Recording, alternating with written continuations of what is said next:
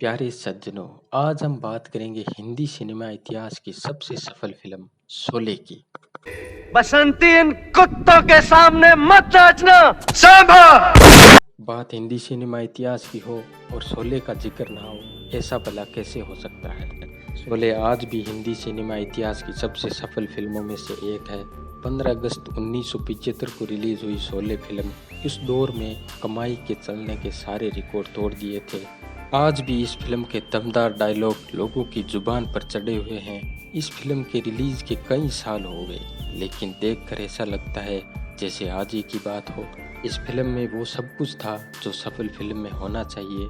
जय वीरू की अटूट दोस्ती, बसंती का नटखट अंदाज, रामगढ़ वासियों पे गब्बर सिंह का खौफ, ठाकुर की बदले की आग, शानदार कहानी, लाजवाब स्क्रीन प्ले, सुपरहिट गाने और दमदार डायलॉग ने इस फिल्म को हिंदी सिनेमा इतिहास की सबसे बेहतरीन फिल्म बना दिया। आज हम बात करेंगे शोले फिल्म के अननोन फैक्ट और अनसुने किस्से। उससे पहले चैनल में अगर आप नए हैं तो चैनल को जरूर सब्सक्राइब करें। पहले हम जान लेते हैं स्टार कास्ट की। फिल्म का डायरेक्शन किया था रमेश सिप्पी ने, निर्माता थे उनके पिता जेपी सिप्पी। फिल्म को लिखा था सलीम जावेद ने। फिल्म के स्टार कास्ट थे धर्मेंद्र, अमिताभ बच्चन, संजीव कुमार, हेमा मालिनी, जया बच्चन, जगदीप, रानी, ए.के. हेंगल और गब्बर के रोल में अमजद खान। शोले फिल्म जब शुक्रवार को रिलीज हुई तो कुछ ही दर्शक इसे सिनेमा हॉल में देखने के लिए आए थे। सलीम जावेद ने निर्देशक रमेश सिप्पी को कुछ दिन रुकने की सलाह दी।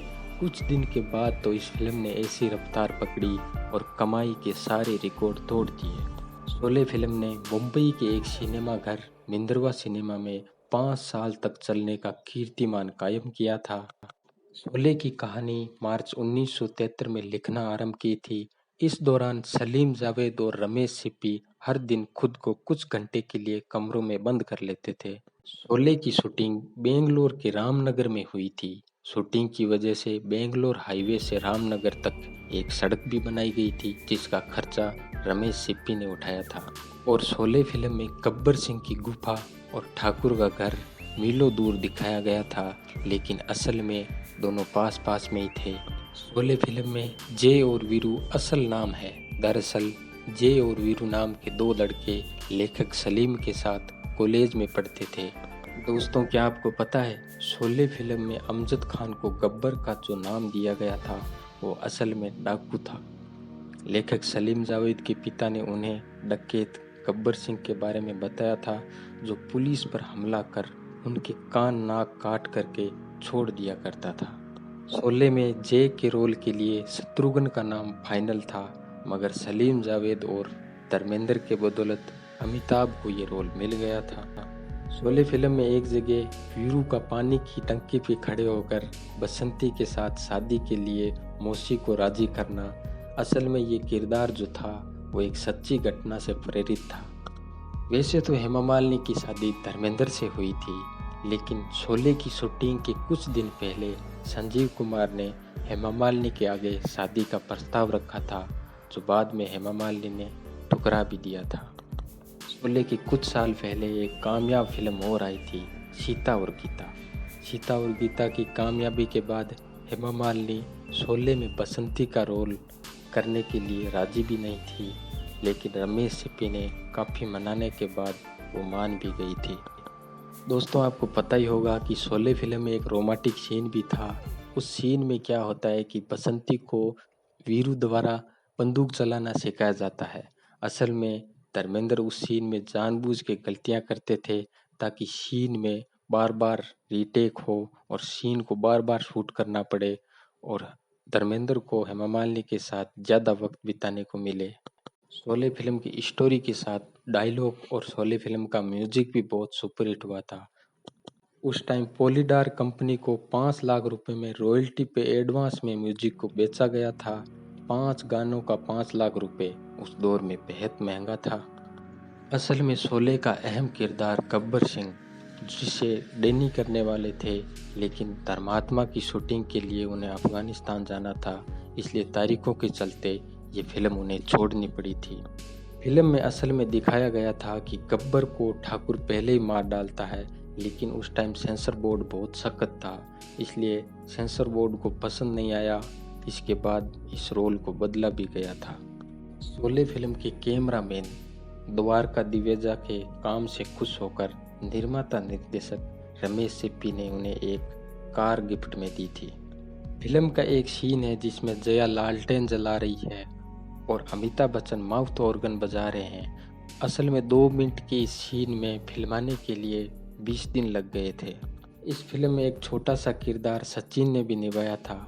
असल में निर्माता निर्देशक रमेश सिप्पी ने काम से खुश होकर उन्हें एक काम के बदले फ्रिज गिफ्ट दिया था। हालांकि इस फिल्म की कई कॉपियां और रीमेक बनी, लेकिन शोले जितनी सफलता हासिल नहीं कर सकी। जिसमें से 2 शोले जिसमें धर्मेंद्र और राजेंद्र कुमार थे, और उसके बाद राम गोपाल वर्मा की आग बनाई थी, और एक फिल्म और आई थी जिसका नाम है रामगढ़ के शोले, जो डुप्लीकेट कलाकारों को लेकर बनाई गई थी। उसमें अमजद खान ने गब्बर का रोल निभाया था।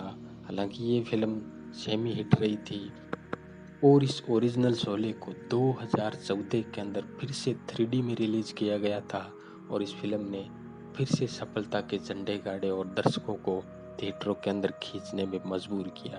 शोले फिल्म ने इस दौर में कई रिकॉर्ड बनाए थे। उनमें से एक रिकॉर्ड था सबसे ज़्यादा गोल्डन जुबली और सिल्वर जुबली का।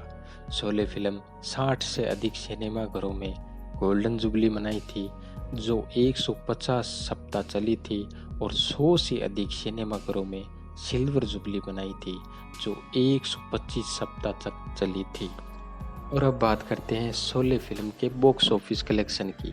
शोले फिल्म ने लगभग 285 सप्ताह से ज़्यादा सिनेमाघरों में बिजनेस किया, और इस फिल्म की लागत थी 3 करोड़ रुपए, और इस फिल्म ने इंडिया में 15 करोड़ रुपए कमाए थे, और इसकी वर्ल्ड वाइड की कमाई थी 35 करोड़ रुपए। आजकल की फिल्में लगभग 2 घंटे में ही थक जाती है, और उस टाइम शोले फिल्म जो थी वो 2 से 4 मिनट की थी, लगभग 3.5 घंटों की। तो प्यारे दोस्तों, ये थे शोले फिल्म से जुड़े अनसुने किस्से और अननोन फैक्ट। बात करें शोले फिल्म की, तो दोस्तों आपको कौन सा किरदार सबसे ज़्यादा पसंद आया, कौन से डायलॉग आपको सबसे ज़्यादा पसंद है, और हाँ, कितनी बार आपने शोले फिल्म को देखा है। अगर आप चैनल में नए हैं तो चैनल को सब्सक्राइब कीजिए,